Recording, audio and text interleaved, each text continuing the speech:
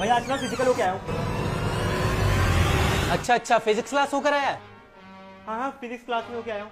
तो भाई मुझे भी थोड़ा पढ़ा देना। हाँ चल ना, आजा तुझे ही पढ़ाता हूँ, चल चल।